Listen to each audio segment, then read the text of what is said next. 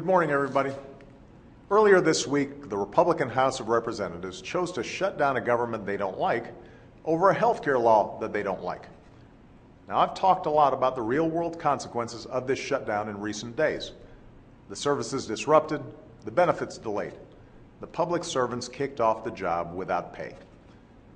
But today, I want to let the Americans dealing with those real-world consequences have their say. And these are just a few of the many heartbreaking letters I've gotten from them in the past couple of weeks, including more than 30,000 over the past few days. Kelly Mumper lives in rural Alabama.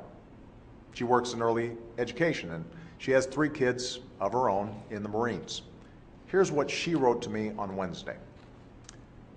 Our Head Start agency was forced to stop providing services on October 1st for over 770 children, and 175 staff were furloughed.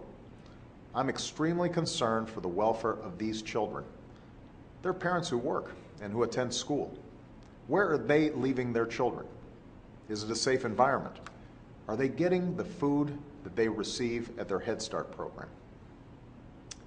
On the day Julia Pruden's application to buy a home for her and her special needs children was approved by the USDA's Rural Development Direct Loan Program, she wrote me from Minot, North Dakota.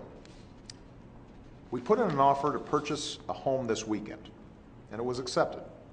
If funding does not go through, our chances of the American dream are down the drain. We've worked really hard to get our credit to be acceptable to purchase a home. If it weren't for the direct lending program provided by the USDA, we would not qualify to buy the home we found. These are just 2 of the many letters I've received from people who work hard, try to make ends meet, try to do right by their families. They're military or military spouses who've seen commissaries closed on their bases. They're veterans worried the services they've earned won't be there. They're business owners who've seen their contracts with the government put on hold, worried they'll have to let people go. I want them to know I read the stories you share with me. These are our fellow Americans. These are the people who sent us here to serve. And I know that Republicans in the House of Representatives are hearing the same kinds of stories too.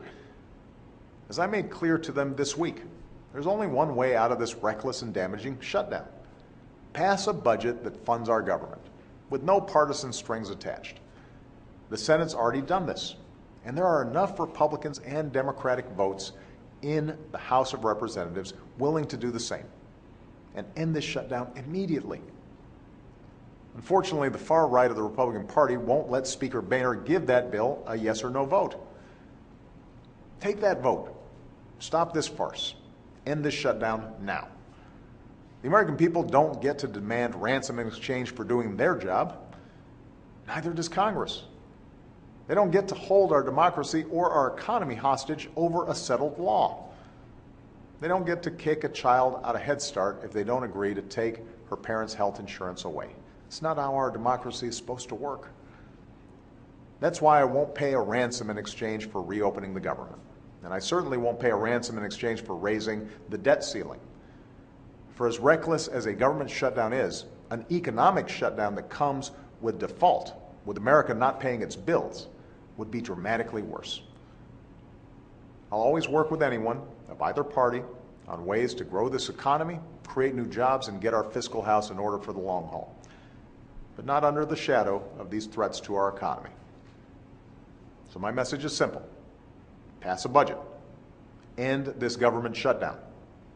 Pay our bills. Prevent an economic shutdown. These Americans and millions of others are counting on Congress to do the right thing, and I will do everything I can to make sure that they do. Thanks.